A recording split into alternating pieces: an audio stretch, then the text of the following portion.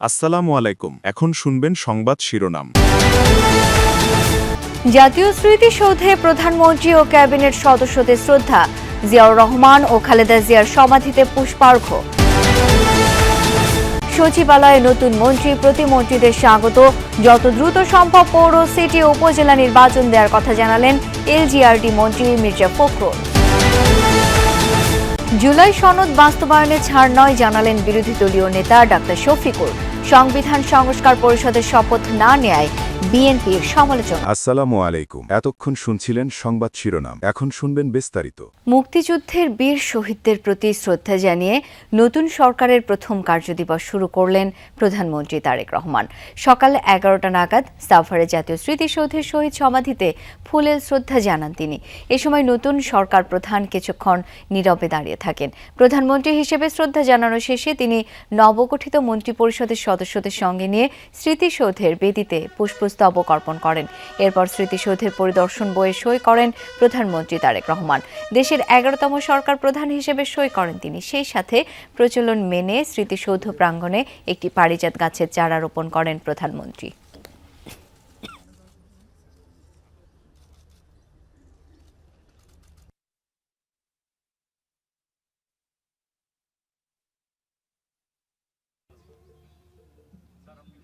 মুক্তিযুদ্ধ হচ্ছে দেশের জন্মের যুদ্ধ, আর 24 হচ্ছে আমাদের স্বৈরাচার নিপাতের করে একটি গণতান্ত্রিক অর্ডার ফিরিয়ে আনার যুদ্ধ। সুতরাং দুইটারই দুই ভ্যালু আছে, মূল্যবোধ আছে, দুটাকে রেসপেক্ট করতে হবে। তবে মুক্তিযুদ্ধের যার বিনিময়ে বাংলাদেশ হয়েছে, তো সেটা তো আমাদের প্রাথমিক দায়িত্ব। আজকে প্রথম মন্ত্রিসভা থেকে আমরা দায়িত্ব নিয়ে কাজ শুরু করব স্বপ্নের বাংলাদেশ তৈরির। যেই স্বপ্ন আমাদের মাননীয় প্রধানমন্ত্রী দেশবাসীকে দেখিয়েছেন, যেই স্বপ্নের উপরে আস্থা রেখে আমাদেরকে দেশবাসী বিপুল ভোটে জয়যুক্ত করেছেন। সো এই যাত্রা এখন থেকে শুরু হলো ইনশাআল্লাহ। স্মৃতিসৌধে শ্রদ্ধা নিবেদনের পর প্রধানমন্ত্রী তারেক রহমান যান বিএনপির প্রতিষ্ঠাতা শহীদ রাষ্ট্রপতি জিয়াউর রহমান এবং সাবেক প্রধানমন্ত্রী বেগম খালেদা জিয়ার সমাধিসৌধে। দুপুর 12টা নাগাদ সেখানে পৌঁছে ফুলেল শ্রদ্ধা জানান তিনি। পরে মন্ত্রিসভার সদস্যদের নিয়েও পুষ্পস্তবক অর্পণ করেন নবাগত সরকার প্রধান। পরে জিয়াউর রহমান ও বেগম খালেদা জিয়ার রুহের মাগফিরাত কামনায় দোয়া ও মোনাজাত হয়। তাতে শরীক হন প্রধানমন্ত্রী সহ উপস্থিত সবাই। এরপর তিনি রওনা হন সচিবালয়ের উদ্দেশ্যে। সেখানে একাধিক বৈঠকে অংশ নেওয়ার কথা রয়েছে প্রধানমন্ত্রীর।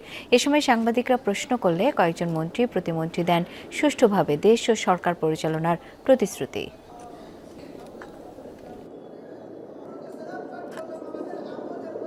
মানবিক এবং ইনসাফ এবং ন্যায়ের একটা সমাজ ব্যবস্থা গড়ে তুলতে চাই।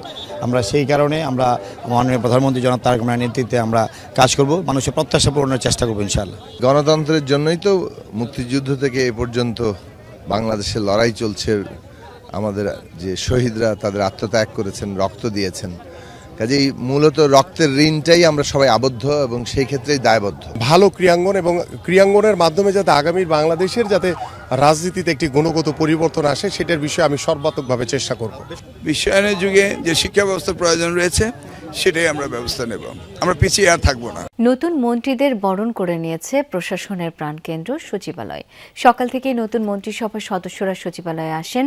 সচিবালয়ে এসে স্থানীয় সরকার মন্ত্রী মির্জা ফখরুল ইসলাম আলমগীর বলেন, যত দ্রুত সম্ভব পৌর, সিটি উপজেলা নির্বাচন দেওয়া হবে।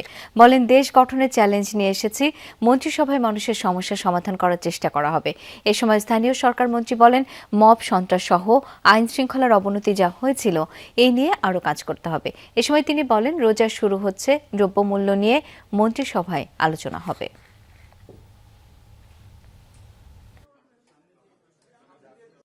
যিনি আমাদের এখন নেতৃত্ব দিচ্ছেন, তার প্রথম কথাটি ছিল বাংলাদেশে নেমে যে আই হ্যাভ এ প্ল্যান, আমার একটা পরিকল্পনা আছে, এবং সেই সঙ্গে সেই পরিকল্পনা বাস্তবায়ন করার জন্য তিনি তার মন্ত্রিসভা ইতিমধ্যে গঠন করেছেন এবং সেই মন্ত্রিসভা তার পরিকল্পনা বাস্তবায়ন করবে।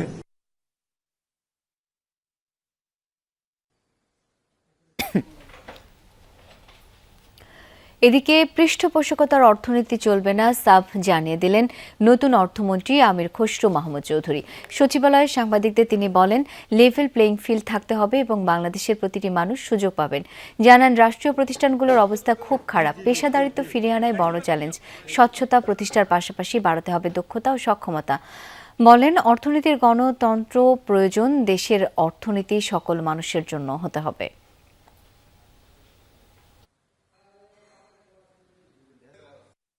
একটি পৃষ্ঠপোষকতার অর্থনীতি আমরা চলতে দিতে পারি।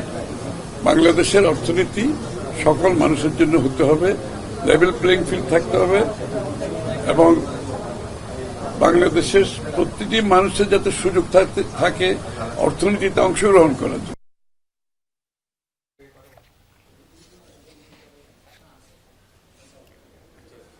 সড়ক পরিবহন মন্ত্রী শেখ রবিউল আলম বলেন, সড়ক, রেল ও নৌ মন্ত্রণালয়ে যেসব অবকাঠামোগত সমস্যা আছে তা খতিয়ে দেখে ব্যবস্থা নেওয়া হবে। যেসব সড়ক রাস্তায় সমস্যা আছে আলোচনা করে সংস্কার করা হবে। দুর্নীতি রোধ ও স্বচ্ছতা আনা হবে মন্ত্রণালয়ে। মন্ত্রী, প্রতিমন্ত্রী সহ 3 জন দায়িত্বে, কাজের ধরন দেখে মন্ত্রণালয় ভাগ করা হবে 2 প্রতিমন্ত্রীর মাঝে। দেশে নতুন সরকার, নতুন মন্ত্রিসভা, সরকারের কাছে নানা প্রত্যাশা সাধারণ মানুষের। জনবান্ধব বিতর্কে প্রাণবন্ত সংসদ দেখার অপেক্ষায় তারা। সুশাসন, নিরাপত্তার পাশাপাশি খেয়ে পড়ে চলার নিশ্চয়তা চায় সাধারণ মানুষ। পুনরাবৃত্তি চায় না ফ্যাসিবাদ ও দুর্নীতির।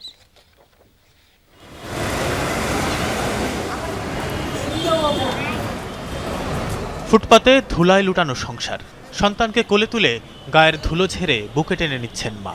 তিলোত্তমা এই শহরে জীবন ধারণের ন্যূনতম প্রয়োজনটুকু মেটাতেই হিমশিম খায় ছিন্নমূল এই মানুষেরা। তাদের ভাগ্য বদলে রাষ্ট্রীয় উদ্যোগ কতটুকু?